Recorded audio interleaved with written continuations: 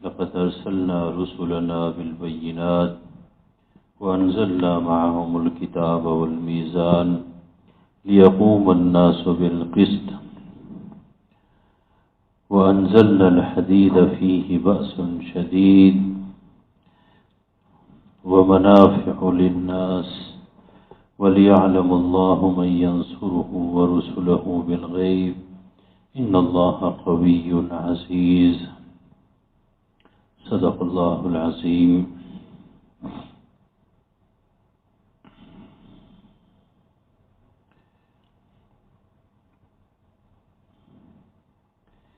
سورہ حدید اور آیت نمبر 25 سے انشاءاللہ ہم درس کا آغاز کریں گے. اللہ رب العزت فرماتے ہیں لقد ارسلنا رسلنا بالبینات، بے شک ہم نے اپنے پیغمبر بھیجے بالبینات، واضح دلائل کے ساتھ. وَأَنزَلْنَا مَعَهُمُ الْكِتَابَ وَالْمِيزَانَ، اور ہم نے ان پیغمبروں کے ساتھ کتاب اور ترازو اتاری. لِيَقُومَ النَّاسُ بِالْقِسْطِ، تاکہ لوگ عدل پر قائم ہو جائیں. وَأَنزَلْنَا الْحَدِيدَ، اور ہم نے لوہا اتارا. فِيهِ بَأْسٌ شَدِيدٌ، اس میں بڑی قوت ہے. وَمَنَافِعُ لِلنَّاسِ، اور لوگوں کے لیے بڑے فوائد ہیں. وَلِيَعْلَمَ اللَّهُ، اور تاکہ معلوم کرے اللہ مَن يَنصُرُهُ وَرُسُلَهُ بِالْغَيْبِ، کہ بن دیکھے اللہ کی اور ان کے رسولوں کی مدد کون کرتا ہے. اللہ کی مدد سے مراد اللہ کے دین کی مدد.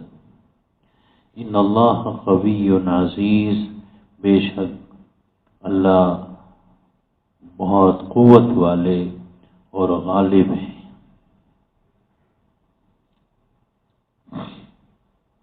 یہ آیت نمبر 25 اور یہاں سے آگے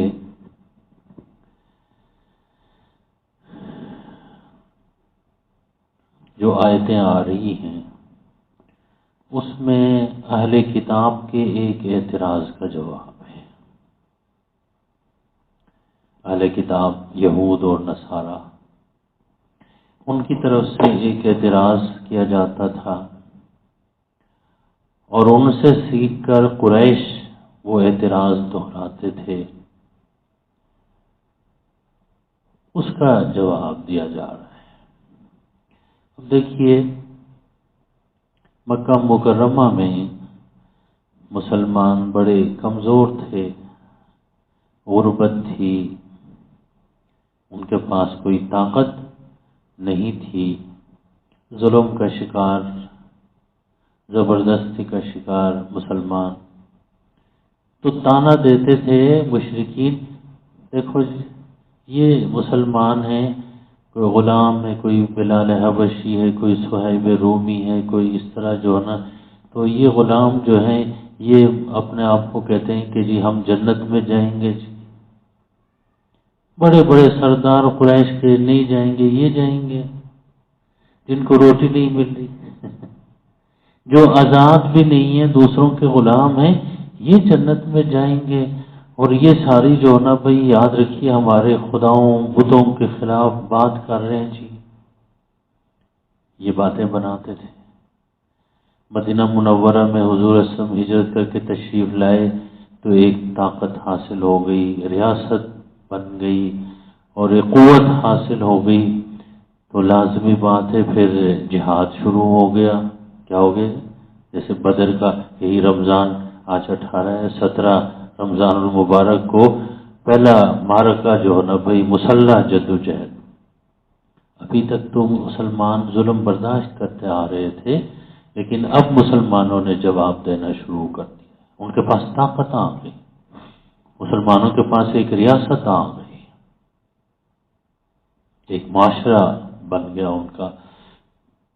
آزادانہ طور پر وہ زندگی گزارنے کا موقع مل گیا. اب جب جہاد کے لیے دیکھیے ظلم کے خلاف جب انہوں نے اپنی تلوار اٹھائی، پھر یہود اور نصارہ کی طرف سے اعتراضات، دیکھیے جی یہ کیسے پیغمبر ہیں جی، لڑائی کرتے ہیں جی، پیغمبر تو امن کی بات کرتے ہیں، صلح کی بات کرتے ہیں، امن کی بات، سلامتی کی بات کرتے ہیں جی، یہ کیسے پیغمبر ہے لڑائی کی بات کر رہے ہیں، جہاد کو وہ لڑائی۔ 13 سال تک جو انہوں نے ظلم کیا تھا اس کی بات، لیکن جب اس کے دفاع کے لیے اپنی تلوار اٹھائی، دیکھو جی یہ لڑائی کر رہے ہیں جی، جنگ کر رہے ہیں، کیسے پیغمبر تو امن اور سلامتی کی بات کرتے ہیں۔ اور خصوصاً نصارہ نے یہ اعتراض زیادہ اٹھایا، کیونکہ نصارہ کے اندر یاد رکھیے کہ ایک بدعت شروع وہ خود کر چکے تھے جس کو رہبانیت کہتے ہیں، کہ باطل کے خلاف ڈٹ جانے کے بجائے میدان چھوڑ کے بھاگ کے جنگل میں جا کے رہنا، رہبانیت۔ یہ قرآن اب اگلی آیتوں میں اس کا ذکر، وہ رہبانیت ابتدعوها، رہبانیت کی بدعت ان نصارہ عیسائیوں نے خود شروع کی۔ اللہ فرماتے ہیں میں نے تو رہبانیت کا نہیں کہا، میں نے تو یہی کہا کہ جی وہ میدان میں باطل کا مقابلہ کیا جائے، کیا کیا جائے، چھپ کے بھاگا، میدان چھوڑ کے نہ بھاگا، میں نے تو کبھی رہبانیت کا حکم نہیں دیا۔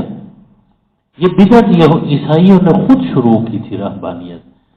ان کے جو پادری ہوتے تھے وہ جنگل میں جا کر رہتے تھے اور شہروں کو چھوڑ کر، ایک بزرگ نے بڑی اچھی بات کی، وہ فرماتے ہیں کہ ہم بھی جو ہے نا رہبانیت اختیار کر کے بھائی اور شہروں کو چھوڑ کے جنگل میں جا کے رہیں تو وہاں شیر، چیتے اور بھیڑیے وہ کدھر جائیں گے بیچارے؟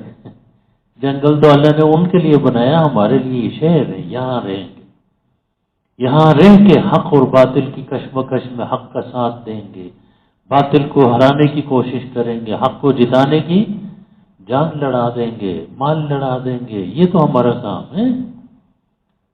یہاں سے تمام انبیاء کرام کی بعثت کا مقصد بتایا گیا۔ انبیاء کرام کی بعثت کا مقصد کیا ہے؟ حق اور عدل قائم کرنا۔ کیا کرنا؟ حق اور عدل قائم کرنا، یہ ان کی بعثت کا مقصد ہے۔ اب وہ حق اور عدل، انصاف قائم کرنے کے راستے میں یاد رکھیے رکاوٹیں بڑی آئیں گی۔ جن لوگوں کی مفادات کے اوپر عدل کے حوالے سے زد پڑتی، عدل کرنے سے، وہ مافیا ہیں جی، وہ پیغمبروں کے خلاف ہوں گے تو پھر ان کے ساتھ جہاد کرنا پڑے گا، طاقت کے ذریعے سے ان کو کیا کرنا، دبانا پڑے گا۔ تو ان کو، ان نصارہ کو، پھر قریش کو بھی جواب دے دیا گیا کہ بھائی انبیاء کرام صرف واعظ کرنے نہیں آتے، وہ عدل قائم کرنے آتے ہیں، انفرادی بھی عدل اور اجتماعی بھی عدل قائم کرنے کے لیے آتے ہیں۔ وہ معاشرے کے اندر انصاف اور عدل قائم کرتے ہیں۔ لازمی بات ہے ظالم کو ظلم یا عدل پسند مزاحمت کریں گے تو پھر تلوار اٹھانی پڑے گی، جو فتنہ فساد برپا کریں گے ان کے خلاف جہاد کرنا پڑے گا، ان کا راستہ روکنا پڑے گا عدل قائم کرنے کے لیے۔ یہ جہاد جو ہے یاد رکھیے، یہ عدل قائم کرنے کے لیے انبیاء کرام کی بعثت کا مقصد ہے۔ یہ حق کی سربلندی انبیاء کرام کی آمد کا مقصد ہے۔ اور پھر اللہ رب العزت فرمائیں گے اس سے پہلے بھی جو انبیاء کرام بھیجے ہم نے، محمد صلی اللہ علیہ وسلم سے پہلے 1,24,000 پر، وہ بھی عدل قائم کرنے آئے تھے، وہ بھی حق کی سربلندی کے لیے آئے تھے۔ اللہ نے کتاب نازل کی کس لیے؟ تاکہ اس کتاب کو دیکھ کے عدل قائم کیا جائے، انصاف قائم کیا جائے، ظالم کا ہاتھ روکا جائے۔ یہ ان آیتوں میں ان کا جواب دے دیا، اور پھر بڑی خوبصورت بات کی، کہا کہ انبیاء کرام کو ہم نے بڑے واضح دلائل دے کر بھیجے۔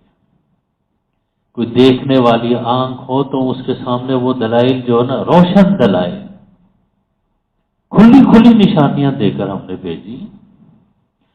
لیکن ظالم تو اپنے ظلم سے باز نہیں آتا۔ یہ جو مافیا ہیں وہ اپنے یہ جو یاد رکھیے وہ باز نہیں آتے. آپ کا کیا خیال ہے؟ آج کل ہی مافیا ہے. آپ دیکھیں کسی مافیا پر ہاتھ ڈالیں آپ، لگ پتہ جائے گا، آپ لگ پتہ جائے گا بھائی جان. ایک جگہ ایک جو نا میں کیا بتاؤں، ایک چھوٹا سا بندہ بھی مافیا کی شکل اختیار کرے، اس کو قابو کرنا، یاد رکھیے سپریم کورٹ تک بات چلی جاتی ہے.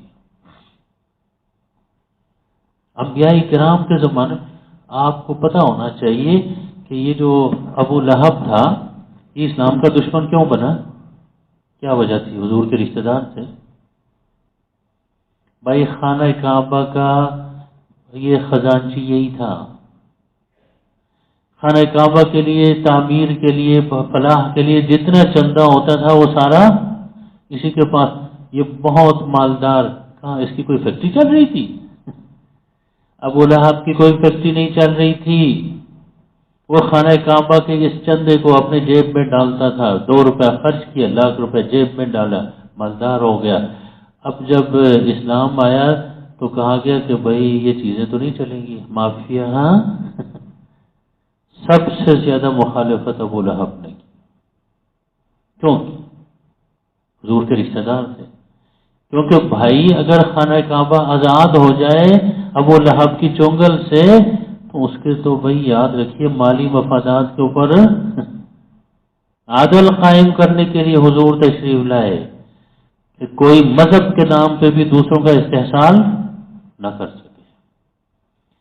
آج کل یہ بھی ہے لیکن کہیں سن کارڈ ہوتا ہے، کہیں آج کل ایک اور عورت کارڈ یہ بھی استعمال ہو رہا ہے، اور کہیں مذہب کارڈ.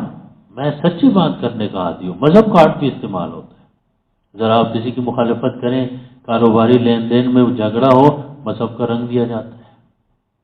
نہیں گستاخ رسول مار دو جی اس کو. مذہب کارڈ استعمال، یاد رکھیے باز آ جائیں ان حرکتوں سے. یہ ابو لہب کا راستہ ہے. رنگ اس نے دوسرا دے دیا کہ جی بتوں کے خلاف، ہمارے معبودوں کے خلاف، خاندانی چیزوں کے خلاف یہ باتیں کر رہے ہیں. مسئلہ اصل میں اس کے پیسے کا تھا، وہ مافیا بنا ہوا تھا. آج بھی یہی ہے. آج بھی بھائی جان یہی ہے. میں کیا کیا مثالیں دوں، ہمارے سامنے کیس آتے رہتے ہیں، مسئلے آتے رہتے ہیں، روز روز پریشانیاں بڑھتی جاتی ہیں کہ کیا ہو رہا ہے، کیوں ہو رہا ہے. تو انبیاء کرام کی بعثت کا مقصد کیا ہے؟ حق اور عدل قائم کرنا. اب حق اور عدل کے راستے میں جو کوئی مزاحمت کرے گا، مافیا، بدماش، تو ان کے ساتھ پھر کیا کرنا پڑے گا؟ جہاد کرنا، طاقت استعمال کرنی پڑے گی. اس لیے اللہ تعالیٰ فرماتے ہیں میں نے رسول بھیجے، لَقَدْ أَرْسَلْنَا رُسُلَنَا، ہم نے رسول بھیجے، روشن کھلی کھلی نشانیاں، بینات، کھلی کھلی نشانیاں دے کر. اتنی کھلی نشانیاں، سب کے سامنے چاند 2 ٹکڑے ہو گیا حضور کے اشارے سے. اندھے ہو گئے تھے مکے والے، سارے دیکھ رہے. اس سے زیادہ کھلی کوئی نشانی ہو سکتی؟ حضور نے اشارہ کیا، مینا میں کھڑے ہو گئے، چاند کے 2 ٹکڑے ہو گئے. اتنے بڑے بڑے ٹکڑے کہ ایک ٹکڑا پہاڑ کے اس طرف، ایک ٹکڑا اس طرف. کہنے لگے جادو ہو گیا. کیا ہو گیا؟ معجزے کو جادو. دماغ خراب ہو چکے. دماغ میں بھوسا بھرا ہوا ہو نا تو پھر یاد رکھیے ساری چیزیں خراب نظر آتی. کہاں جادو؟ اور جادو کا اثر یاد رکھیے زمینی چیزوں پر ہوتا ہے، آسمانی چیزوں پہ جادو کا اثر چاند تک نہیں پہنچتا.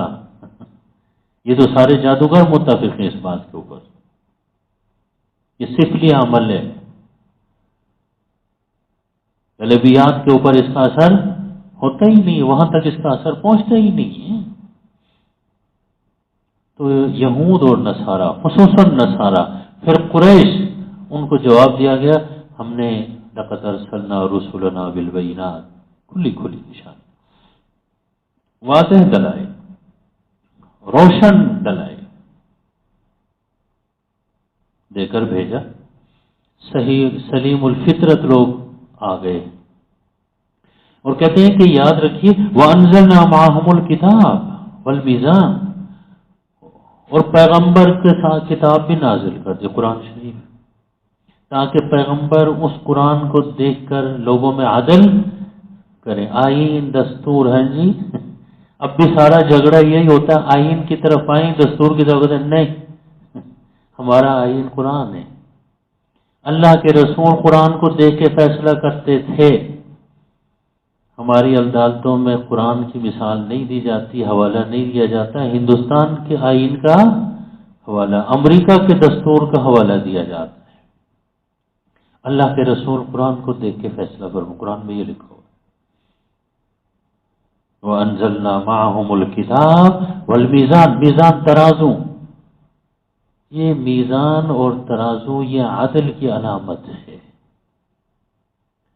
کہ ہم نے کتاب نازل کی اور میزان، اور وہ کتاب بھی جو ہے نا میزان کسوٹی، اسی کتاب، وہ کتاب نے بتا دینا یہ حق ہے یہ باطل ہے، یہ قرآن بتائے گا بھائی حق اور باطل، یہ سائنس کی کتاب نہیں ہے، یہ کیا ہے، حق اور باطل کو واضح کرنے والی کتاب ہے، اسی نے بتا دینا ہے کہ یہ حق ہے یہ باطل ہے، یہ صحیح ہے یہ غلط ہے بھائی، اس لیے اس سے رابطہ کرنا پڑے گا، آج نہیں تو کل، کل نہیں تو پرسوں، صحیح یہ کتاب ہی بتا دے گی۔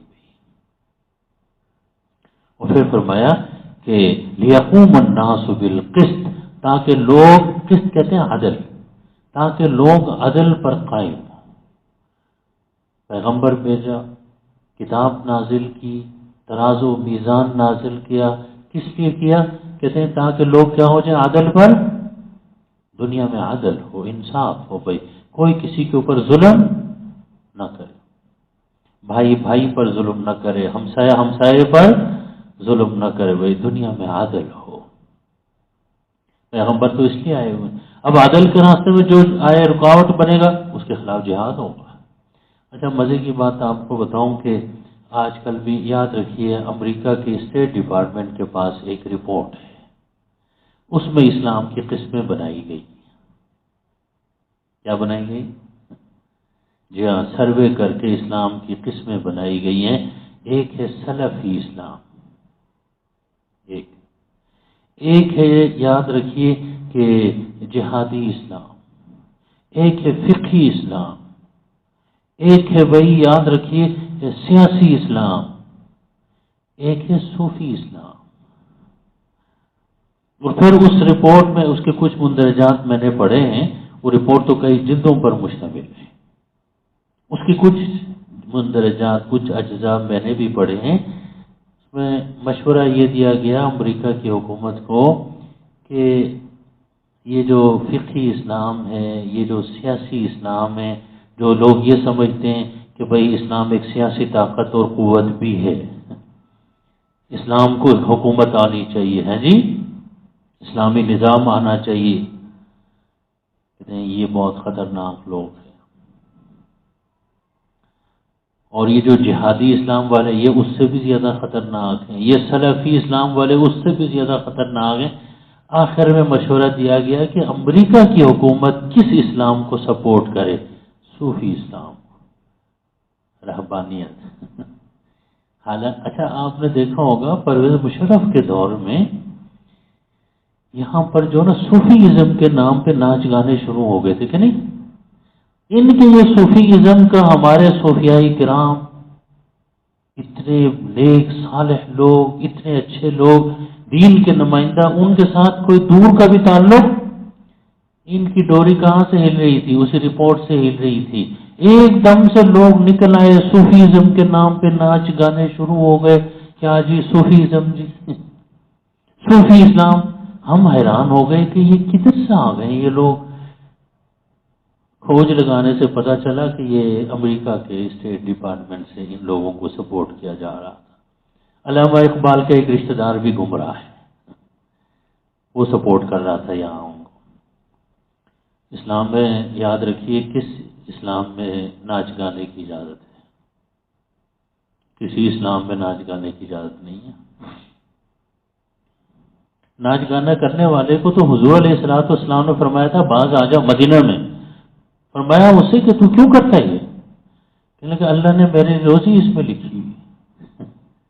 حضور نے فرمایا جھوٹ بولتا ہے، اللہ نے روزی پھیلائی ہے زمین کے اوپر، حلال روزی پھیلائی، تو نے اس حرام کا اپنے لیے انتخاب خود کیا. فرمایا باز آ جاؤ، نہیں تو میں تمہیں مدینہ سے جلا وطن کر دوں گا. یہ ناچ گانے سے باز آ جاؤ. حضور نے تو یہ فرمایا، حضور کی تعلیمات تو یہ ہے. یہ کون سی صوفیزم ہے؟ اب میرا خیال ہے آپ پڑھا کریں کچھ اسلام کے بارے میں، آپ کو پتہ چل جائے گا کہ بہت سارا اسلام امریکہ سے، مدینہ سے نہیں آ رہا، مکہ سے نہیں آ رہا، قرآن سے نہیں آ رہا، حدیث سے نہیں آ رہا. یہ وہ رپورٹ وہاں سے آ رہا ہوتا ہے. مسلمانوں بیدار ہو جاؤ، یہ رمضان کا مہینہ ہے، خدا را بیدار ہو جاؤ کہ ہمارے ساتھ کیا ہو رہا ہے. فقہ اسلام کہتے ہیں یہ بہت خطرناک ہے. اسلامی قانون نافذ کرے ہیں جی فقہ. اب دیکھیے وہی رہبانیت صوفیزم کے نام پہ کہ بھائی اسلام قانون کی کوئی ضرورت نہیں ہے. اس صوفیزم کا امریکہ کے ساتھ تعلق ہے، ہمارے صوفیاء کرام بزرگان دین کے ساتھ کوئی تعلق نہیں ہے. بھائی ہمارے صوفیاء کرام کیسے تھے؟ کل ہی ایک مجلس تھی، ایک بزرگ مجھے بتا رہے تھے کہ وہ تھانہ باؤن گئے تھے. حضرت حاجی امداد اللہ صاحب رحمہ اللہ جو بر صغیر کے تمام بزرگوں کے پیر ہیں، مولانا اشرف علی تھانوی رحمۃ اللہ علیہ کے پیر ہیں حاجی امداد اللہ صاحب. وہ بزرگ مجھے بتا رہے تھے، میں وہاں تھانہ باؤن گیا ہوں اور حضرت حاجی صاحب رحمۃ اللہ علیہ کے کمرے میں بھی گیا ہوں تھانہ باؤن میں، جو ان کے خانقاہ ہے. کہتے ہیں لکڑی کے وہ شتیر ہے، آدھی جلی ہوئی ہے وہ شتیر. جب حضرت حاجی صاحب نے انگریزوں کے خلاف جہاد شروع کیا تو خانقاہ کو آگ لگائی گئی، اور جس کی وجہ سے وہ آدھی شتیر جلی ہوئی ہے اور اس کو اتارا نہیں گیا، رکھا گیا کہ دیکھتے رہیں کہ ہمارے صوفی بھی مجاہد ہوتے ہیں. انگریزوں نے وہ گھر جلانے کی کوشش کی تو آدھی شتیر جلی ہوئی ہے، اور وہ بزرگ بتا رہے تھے میں خود دیکھا ہے، ابھی تک وہ شتیر وہاں موجود ہے.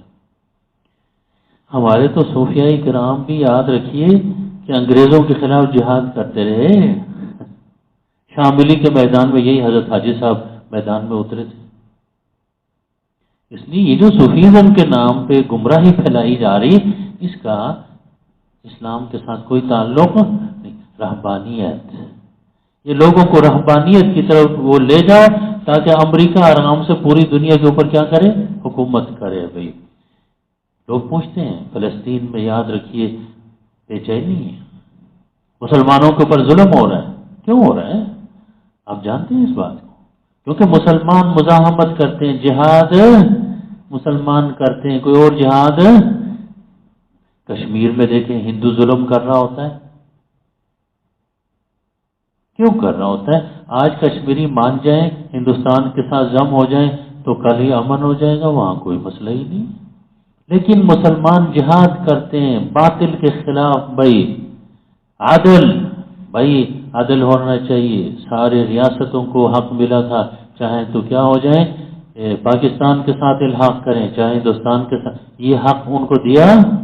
یہ بین الاقوامی ظلم ہے.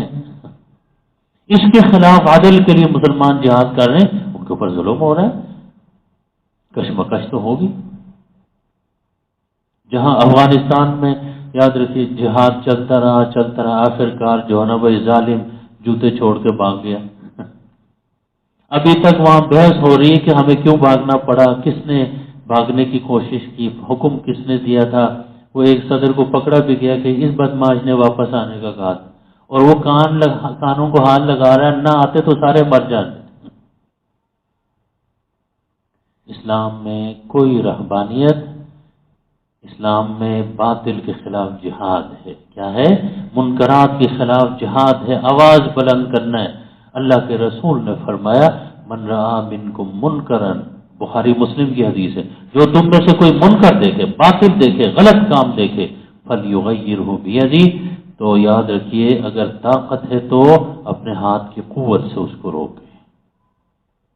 یہ حکومت کے لیے.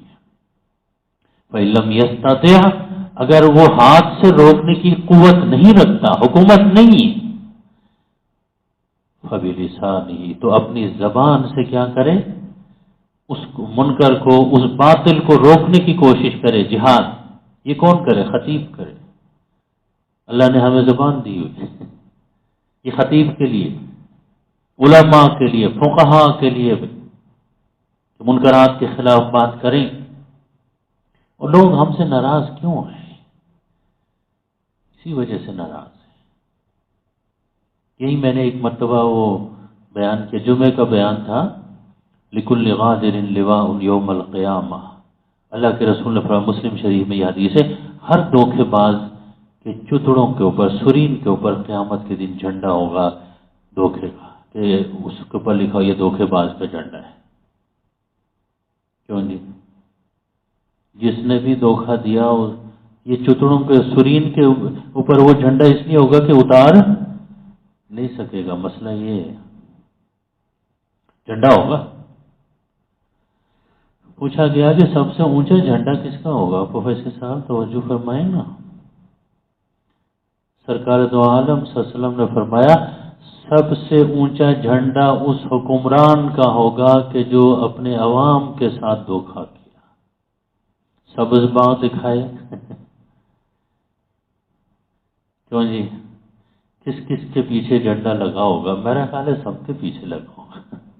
ہمارے ساتھ تو سب نے دھوکہ کیا ہے پاکستان بننے کے بعد، کوئی ایسا ہے کہ جس نے دھوکہ نہ کیا ہو، سبز باغ نہ دکھایا ہو، جھنڈا لگا ہوگا۔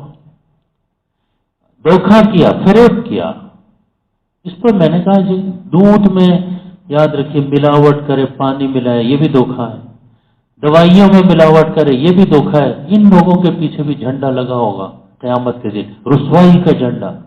یہاں تو آگے جھنڈا لگا ہوتا ہے نا، وہاں پیچھے لگا۔ میں جمعہ پڑھا کے فارغ ہو کے باہر نکلا ہوں تو ایک صاحب مجھے ملے، کہنے لگے اگلے جمعے کو آپ نے پھر یہی بیان کر دیا۔ آج پورا نہیں ہوں، آج تو پوری بات کر دی ہے میں نے، جمعہ پورا بیان کر دیا، جو میں نے بتانا تھا کہ بھائی دھوکہ نہ کریں، کسی کو دھوکہ نہ دیں، فریب دھوکہ منع ہے۔ لِكُلِّ غَادِرٍ لِوَاءٌ يَوْمَ الْقِيَامَةِ۔ کہنے لگے نہیں، میں بیٹھا ہوا تھا، آپ نے یہ بیان کیا تو میرے ساتھ ایک بندہ بیٹھا ہوا تھا، وہ آپ سے ناراض ہو رہا تھا کہ یہ کیسے مولانا صاحب ہیں، دودھ میں ملاوٹ کرنے کا اسلام سے کیا تعلق ہے؟ یہ مولانا صاحب کو چاہیے نماز روزے کی بات کرے، کیا بات کرے؟ نماز روزے کی بات کرے، یہ دھوکہ کرنا، دوائیوں میں ملاوٹ کرنا، یہ عجیب عجیب باتیں یہ کرتے ہیں۔ انہوں نے ساتھ وہ جو میرے مقتدی تھے وہ کہنے لگے یہ صحیح بات کر رہے ہیں، اصلی عالم ہے، نقلی نہیں ہے۔ دونوں میں جھگڑا ہو گیا، باہر بیٹھ کے، مجھے تو پتہ ہی نہیں۔ یہ جو میرا مقتدی ہے پرانا، جو مجھے کہنے لگے اگلے جمعے کو پھر یہ بیان کریں تاکہ اس کو چڑھائیں۔ میں نے کہا میں چڑھانے کے لیے بیان، میں دین بیان کر دیتا ہوں، اسلام کی تعلیمات سامنے رکھتا ہوں، اللہ جس کو ہدایت دے دے، ہدایت دینا اللہ کا کام ہے۔ کہنے لگا وہ ناراض ہو رہا تھا آپ سے۔ میں نے کہا بھائی ناراض ہونا ہی ہے، وہ جھنڈے والوں میں سے ہوگا، ملاوٹ کر رہا ہوگا، کوئی نہ کوئی فریب اور دھوکہ کر رہا ہوگا، اس سے تو مجھے ناراض ہونا ہی ہونا ہے، اور مجھے اس کی کوئی پرواہ نہیں، کوئی ناراض۔ دیکھیں نا خطیب کا کیا کام ہوتا ہے، من رأى منکم منکرا فلیغیرہ بیدہ، یہ حکومت کا کام، طاقت حکومت کے بعد۔ فإن لم یستطع، اگر اس کی استطاعت نہیں، زبان سے احتجاج کرے، لوگوں تک صحیح تعلیمات پہنچائے۔ فإن لم یستطع، اگر اس کی بھی استطاعت نہیں، خطیب بھی نہیں ہے، عام مسلمان ہے، فبقلبہ، تو اپنے دل سے اس کو کیا کرے، برا، منکر کو، باطل کو برا جانے۔ وذالک اضعف الایمان، حضور نے فرمایا یہ ایمان کا کمزور ترین درجہ ہے عوام کے لیے۔ یہ نہیں کہ وہ بھی ساتھ تالیاں بجانا شروع کر دیں۔ بھائی باطل کے خلاف جہاد اور عدل قائم کرنا، قسط قائم کرنا، یہ انبیاء کرام کی بعثت کا مقصد ہے۔ اللہ نے پیغمبر کیوں بھیجے؟ عدل قائم کرنے، کتاب کیوں نازل کی؟ اس کتاب کو دیکھ کے قیامت تک لوگ کیا کریں؟ عدل قائم کریں، میزان، کسوٹی، یہ ترازو ہے قرآن پاک، اس کو دیکھ کے بھائی عدل انفرادی بھی، عدل اجتماعی بھی، سماجی عدل بھی، عدالتی عدل بھی، قرآن کو دیکھ کے۔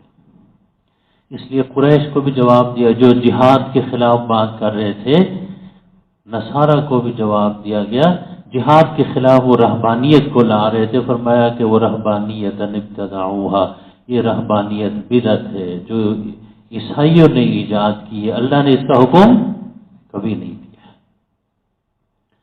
اس لیے بھائی آپ کے آس پاس جہاں کے غلط کام ہو، آپ نے اس کو روکنے کی کوشش کرنی ہے۔ مسلمان کا صرف غلط کام سے روکنا ہی کافی نہیں، اس کو روکنا بھی ضروری ہے تاکہ یہ بیماری معاشرے میں پھیل، اگر بیماری پھیل گئی تو پھر آپ کے دروازے تک بھی آ جائے گی، میرے دروازے تک بھی آ جائے گی۔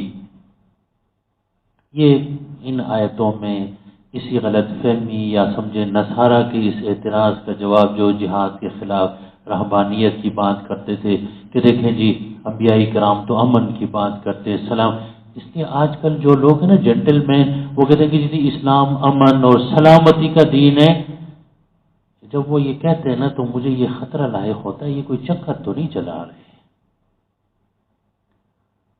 بے شک اسلام امن اور سلامتی کا دین ہے، اور اسلام جہاد کا بھی دین ہے، دونوں ساتھ ساتھ ہونے چاہیے۔ بڑے بڑے علماء کو میں دیکھتا ہوں کہتے ہیں اسلام امن، رواداری، سلامتی کا دین، بالکل ہے۔ اب دیکھیں یہ جملے بھی کہاں سے ان کے منہ میں ڈالے، ہاں جی آپ سمجھ رہے میری علماء کی بات کر رہا ہوں۔ علماء سمجھیں یا علماء نما، علماء کی طرح شکلیں بنا کے، ہاں جی باتیں وہ کسی اور کی کر رہے ہوتے۔ بھائی اسلام امن کا دین ہے، تمام ادیان امن کے دین ہیں، تمام مذاہب امن کی بات، لیکن باطل کے خلاف یاد رکھیے، اور جو ہے نا یاد رکھیے کہ جو ظلم کے خلاف عدل قائم کرنا یہ بھی دین اسلام میں ہے۔ اس کی بات بھی کریں، اس کی کیوں نہیں کرتے؟ قرآن یہی بات کر رہا ہے۔ رہبانیت اسلام میں نہیں ہے، رہبانیت بدعت ہے، جو جس کی ایجاد کس نے کی؟ نصارہ نے، عیسائیوں نے ایجاد کی۔ اس لیے نبی کریم صلی اللہ علیہ وسلم نے کھلے الفاظ میں فرمایا لا رہبانیت فی الاسلام، اسلام میں کوئی رہبانیت نہیں ہے۔ بھائی اسلام میں حق کا ساتھ دینا ہے، باطل کو روکنا ہے، عدل قائم کرنا ہے، قسط قائم کرنا ہے، یہ ہے اسلام کا کام۔ اور اس کے لیے پھر یہ جو کہا نا عجیب بات یہ کہ وَأَنزَلْنَا الْحَدِيدَ، اسی لفظ کی وجہ سے اس پوری سورت کا نام کیا رکھا گیا؟ سورۃ الحدید۔ حدید کہتے ہیں لوہے کو۔ اب آپ کے ذہن میں بھی بات ہوگی، اللہ فرماتے ہیں ہم نے لوہا اتارا۔ لوہا تو زمین سے نکلتا ہے، لوہا طاقت کی علامت ہے، قوت کی علامت ہے۔ قرآن کی ایک اور آیت میں اللہ فرماتے ہیں ہم نے مویشی اتارے۔ مطلب اس کا ہوتا ہے کہ دیکھیے زمین میں بھی جہاں کہیں جو چیز پڑی ہوئی ہے وہ اللہ کے حکم سے وہاں پر موجود ہے، اوپر سے آیا ہے حکم، اس وجہ سے کہ ہم نے نازل کیا، مراد یہ کہ ہم نے پیدا کیا ہے۔ اور یہاں پر جو یاد رکھیے ہمارے مفسرین متوجہ ہوئے فیہ باس شدید، اس میں لوہے میں بڑی طاقت ہے، قوت ہے۔ یہاں قوت سے مراد جنگ کی قوت ہے، کیونکہ حضور کے زمانے میں جنگ کا جتنا اسلحہ، تلوار کس سے بناتے تھے؟ لوہے سے، نیزہ لوہے سے، برچھی لوہے سے، زرہ بلٹ پروف جیکٹ کس سے؟ لوہے سے۔ ہر چیز وہ اسلحہ، جنگ کی طاقت یہ لوہے سے۔ اب حالات بدل چکے ہیں، وہ الگ بات۔ اس نے کہا وَأَنزَلْنَا الْحَدِيدَ، ہم نے جو ہے نا فیہ باس شدید، اس میں بڑا زور ہے، بڑی قوت ہے جہاد کے حوالے سے۔ فرمایا وَمَنَافِعُ لِلنَّاسِ، اور لوگوں کے لیے اور بھی فوائد ہیں۔ معلوم ہوا کہ جہادی قوت کے لیے اس کو استعمال کرنا اس کی پہلی افادیت ہے، اور اس کے علاوہ مثلا تعمیر کے لیے دروازہ بنانا لوہے کا، چھت بنانا سریا ڈال کے، یہ ثانوی فوائد ہیں، یہ ثانوی فوائد ہیں۔ اور تمدن کے لیے اس کو استعمال کرنا، تعمیرات کے لیے اس کو استعمال کرنا، فوائد بہت ہیں اس کے اندر۔ آج کل تو ہر چیز اب دیکھیں نا 200 منزلہ عمارتیں جو بن رہی ہیں اس میں لوہا استعمال ہو رہا ہے، قوت اس کے اندر ہے، مضبوطی اس کے اندر موجود ہے۔ لیکن اصل میں اس زمانے میں کہا گیا کہ بھئی یہ جہاد کے کام آئے گا، لوہا بھائی تلوار بناؤ اور باطل عدل قائم کرنے کے لیے اس کی قوت کو استعمال کرو۔ آگے فرمایا وَلْيَعْلَمُ اللَّهُ مَن يَنْصُرُهُ وَرُسُلَهُ بِالْغَيْبِ۔ دیکھیے یہ جہاد اللہ نے فرض کیا باطل کو ختم کرنے کے لیے،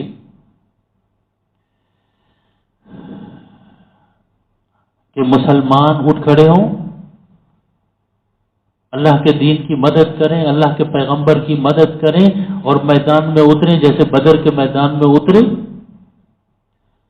آگے بتا رہے ہیں کہ اللہ بڑے قوت والے ہیں، بڑے زور آور ہیں اور غالب ہیں، چاہیں تو ایک اشارے سے سب کو کافروں کو مٹا دیں، لیکن اللہ چاہتے یہ ہیں کہ حق اور باطل کا معرکہ برپا ہو، اور جو ایمان والے ہیں وہ اپنے ایمان کو سامنے رکھتے ہوئے اللہ پہ ایمان، دیکھا نا، من ینصرہ ورسلہ بالغیب، بن دیکھے اندیکھے، اللہ کو نہیں دیکھا، جو اللہ کو دیکھے بن دیکھے بغیر اللہ کی رضا کے لیے اپنی جان دے گا، جنت کے دروازے اسی کے لیے کھلیں گے۔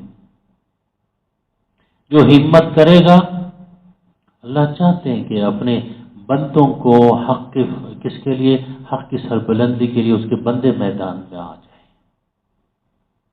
ورنہ وہ سب کافروں کو ایک اشارے سے کیا کن فیکون مٹا دے، اس کے لیے تو کوئی مشکل، تمام کافروں کو شکست دے دے۔ لیکن اللہ چاہتی آزمائش ہے، کیا ہے؟